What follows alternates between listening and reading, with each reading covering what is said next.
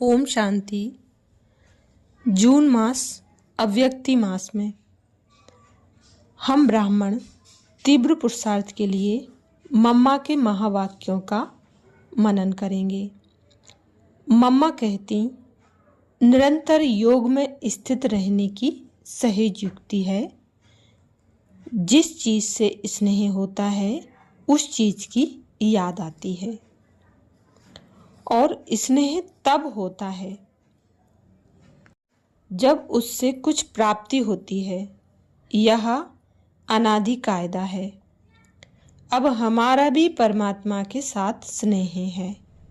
हम अनुभव से कह सकते हैं कि परमात्मा द्वारा हमें सब कुछ प्राप्त हुआ था और अब भी प्राप्त हो रहा है। जिस द्वारा प्राप्त होता है उससे स्नेह रहता है, और जिससे स्नेह है उनकी याद आती है।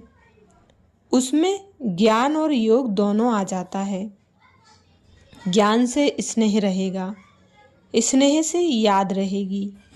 यह सब बातें समझने की हैं। जो चीज़ मिलने की है वह अनुभव होती है। मिलने की चीज़ है सुख शांति। जितना जितना हम जानते जाते हैं उतना अनुभव होता जाता है। अशांति से शांति, दुख से सुख अब प्राप्त हो रहा है। पीछे तो होगी ही प्रारब्ध। अब दोनों चीज का कॉन्ट्रास्ट सामने रख सकते हैं।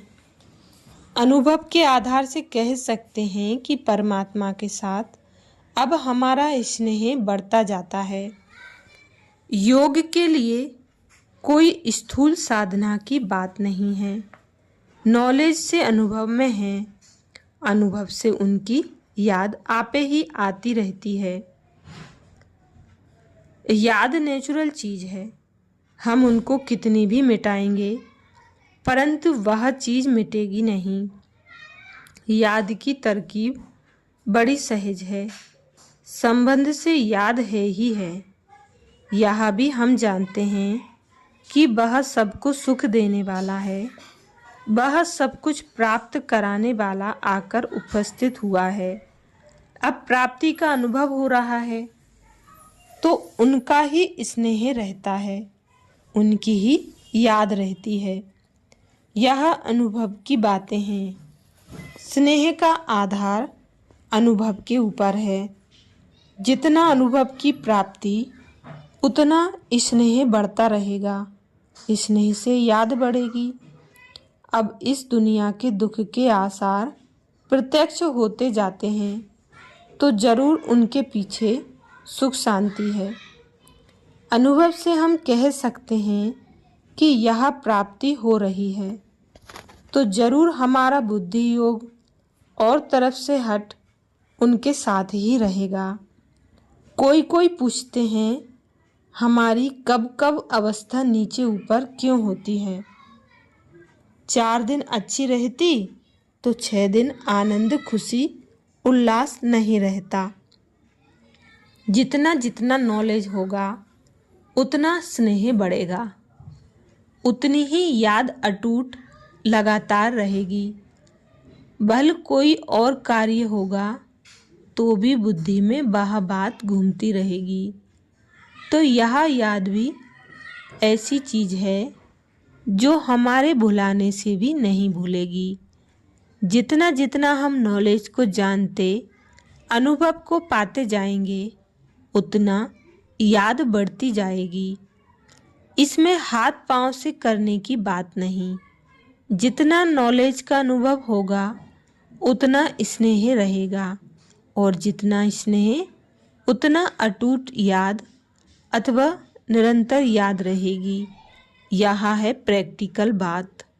जैसे उन बातों में प्रैक्टिकल जीवन चलती थी, अब उनको बदलकर यह प्रैक्टिकल जीवन बनानी है।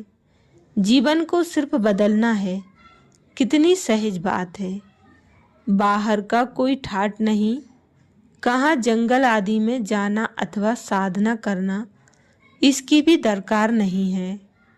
उठते बैठते बोलते चलते आहार विहार खान पान आदि सब में वह नेचुरल चेंज आ जाती है। कोई एक एक बात के लिए साधना नहीं करना पड़ता। सब बातों में पलटा अर्थात परिवर्तन ऑटोमेटिकली आ जाता है। ऐसे नहीं कि योग के लिए कोई अलग साधना करनी पड़ेगी। इसमें तो ऑटोमेटिकली वृत्ति बदल जाती है। सूक्ष्म, स्थूल, आंतरिक अवस्था आदि सब बातों में चेंज आ जाती है। स्थिति भी बदल जाती है। मन, वाणी, कर्म इकट्ठा बदल जाता है। फिर जब आत्मा प्योर हो जाती है तो शरीर भी प्योर मिलता है। शरीर के ऊपर भी आत्मा के संस्कारों का संबंध है। कोई समझते हैं हमारे में क्रोध है, मोह है, उसका क्या उपाय करें? ना चाहते भी हो जाता है, परंतु उसके लिए कोई अलग उपाय नहीं है। उपाय एक ही है कि एक बाप को याद करो। याद से सब विकार समाप्त हो जाएंगे। परंतु यह सब समझने की बातें हैं। तो अपना अटेंशन है आत्मा पर। सबसे खूबसूरत तो परमात्मा ही है, जिस द्वारा ही सब आत्माएं प्यूरिफाइड बनती हैं। परमात्मा इमॉर्टल है। आत्मा फिर भी बदलती है। तो अपना अटेंशन है आत्मा की तरफ। इनसे सारी रचना खूबसूरत हो जाएगी। जिसको स्वर्ग कहा जाता है, स्वर्ग को ही सबसे खूबसूरत कहेंगे। सारी खूबसूरती का आधार आत्मा पर है। उनको भी इतना इमॉर्टल बनाना है जो इतना समय उनकी सूरत और सीरत दोनों कायम चलें। सूरत खूबसूरत है तो अवश्य सीरत भी ऐसी रहेगी। अब हमारा पुरुषार्थ है कि हम आत्मा को खूबसूरत बनाएं। तो यह सब हो गया आत्मा के आधार पर। जितना जितना आत्मा को ऊंचा उठाएंगे उतना आत्मा खूबसूरत होगी और सीरत भी ऐसी होगी। आत्मा के साथ देह का संबंध है।